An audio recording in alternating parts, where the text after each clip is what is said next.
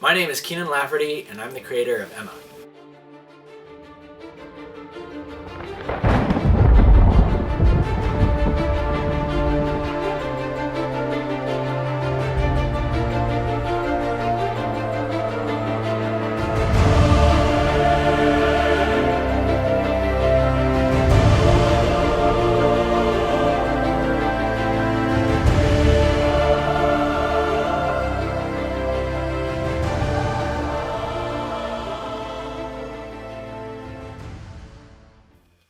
Before I even started creating the comic, I had to come up with a goal of what I wanted Emma to be. And I decided that I wanted it to be highly visual. I wanted to focus heavily on art with dialogue only where it needed to absolutely be there. And I wanted it to be a very free-flowing experience with just page after page of scrolling. And which is contrary to the usual web-based comic layout where it's just page by page and you have to click the button to move on to each page. I wanted something that was a little bit more immersive. That was basically the key word, was immersion with this comic.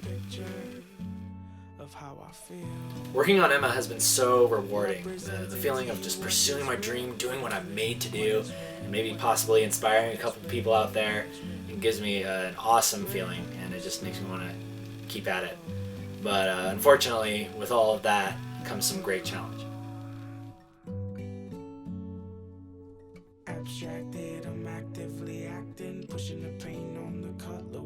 So with all the challenges that came out of doing this comic, some great opportunities showed themselves as well, and one of them I actually capitalized on, and that was the first annual Salt Lake Comic Con. I was super excited to make my way to that, and I had the help from my friends, and we set up this awesome booth, and just the drive there and everything, the whole experience. Meeting these people face to face, it was just jam-packed, just so many people in there. They had to actually close it down because they were overflowing. It was dangerous, like the fire marshal or whatever said, no more people in here.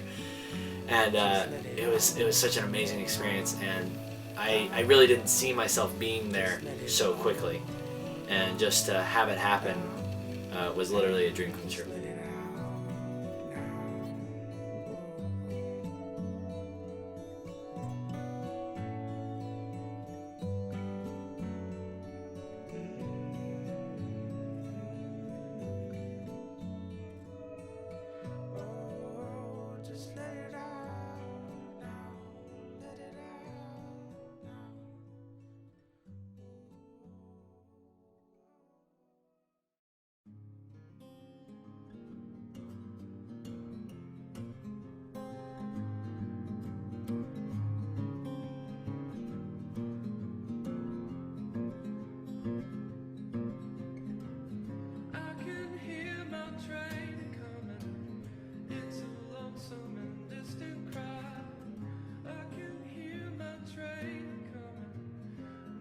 Working at Riot was one of the best learning experiences I could have ever asked for. I met some amazing people, and I learned a lot from them.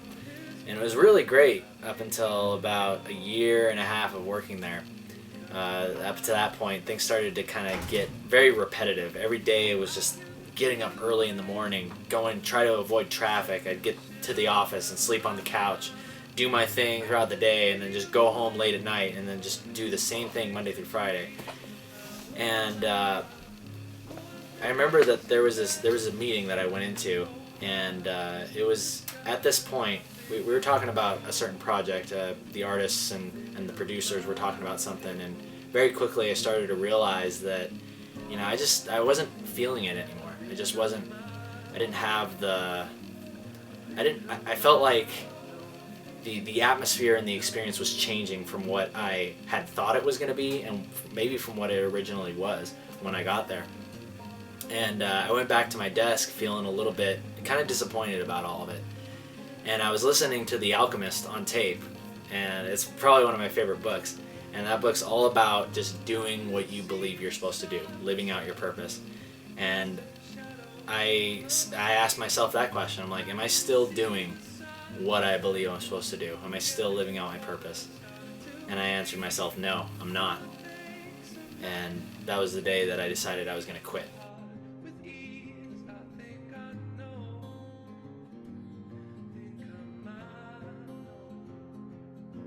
But before I could make that final decision, I had to ask myself, what was I gonna do? What was this? What was the next project? Where was I going next?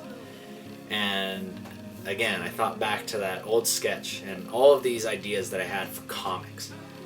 And I went home and I said, you know what, this is what I need to do. And if I don't do this now, if I don't take my chance and do this now, the time is very quickly passing me by, and soon it will be gone.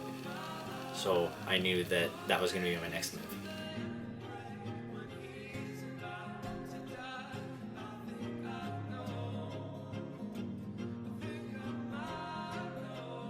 So I made my way back to Utah, and I was just fired up. I was ready to go. Issue 1 was all done, and issue 2 is on its way. And it felt so good being back in my old hometown, and it was so much easier to just focus on the work and just let my imagination just pour out onto the page. And but like I said, it's like you're never without challenge. You're never without challenge. Things will always be coming up and be ready to test you. And I think one of the biggest things that still pops up all the time while I'm working with Emma is just this feeling of like trying to reassure yourself and try to, like, I often ask myself, I'm like, am I doing the right thing? Was this really the right thing to do? Was quitting the job, you know, like so many people would never have done that. It's like, is this really the right thing to do? And these are always questions that are going through my head, and it always just kind of beats down on my confidence level and my self-confidence and my self-esteem. And you know, there's just these days where it's amazing to get up and work and do the comic, and there's days where it just feels like it's the last thing I want to do. I feel so alone sometimes. I feel so alone just like sitting here and wondering if this is even worth it, if people are even going to care about it. But I just decided that a long time ago when I started the KNKL show, and I used the same mentality with the comic, is that I'm making this for 2 people out there. 2 people, right? As long as I can inspire 2 people, I'm going to keep going, and it is just I'm going to see it through.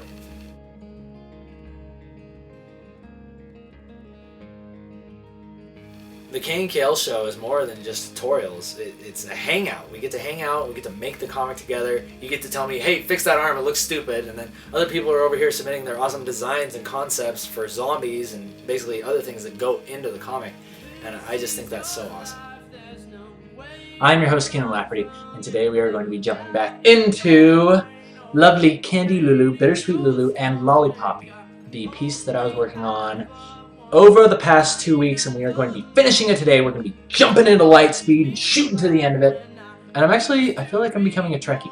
I'm becoming a Trekkie just watching that stuff. I used to think that Star Trek was like, that's like Star Wars, but for wannabes, right? But Star Trek is actually really cool in itself. That store, that's where people were at. And I was like, no, I think I'm going to go home. Seriously, hate this new iTunes. I think that's going to be a really good Thoughtful Thursday tomorrow. But until then, you guys take care. See ya. Creating the characters for the comic was surprisingly natural. I based them off of people that I know in real life. For example, Nico reflects a lot of the personality and the mannerisms of my little brother. And Tank was based off of my dad. Like back in the day, he's bald now, but back in the day, he used to have this long, beautiful, luscious Fabio hair. And so I knew that I had to bring that in and make that a part of the comic.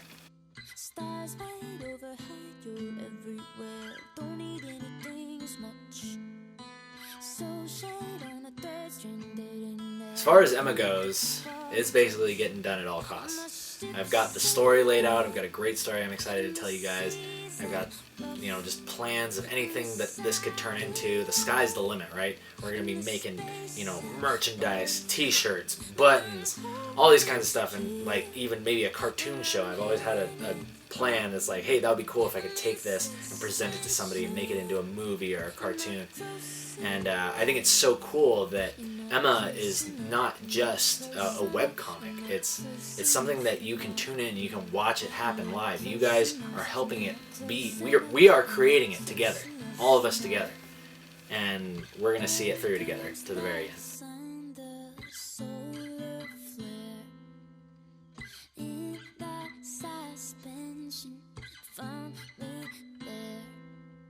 I wouldn't even be doing the show today if it weren't for Shoutcasters like Day 9. And originally I wanted to be a Shoutcaster for StarCraft 2. And I tried it out for a couple things. I uploaded the videos to YouTube and they were not good at all. And people messaged me saying, oh, well, we watch your show, we watch your channel because of the art that you do. So I thought, well, maybe there's a way that I can do both at the same time. I can make art and I can shoutcast over top of it. And that's how the show got started. Scooting along, he's vibrating really fast and moving. That's how he's doing. So I just really wanted to say thank you to everyone out there that has been supporting the comic and the dream so far. I'm really grateful for my teachers and everyone who's really believed in me, my parents, my friends. They bought me all kinds of art supplies, a lot of stuff that I thought I'd never use, but then just when the time is right, it just ends up being there, and I end up getting some good use out of it. And I really wanted to say thank you to all the readers, backers, and supporters of Emma. And we're making this thing big. Like, we together are making this thing big, and it's really an awesome experience, and I'm glad that I get to share this with you guys out there. So thank you.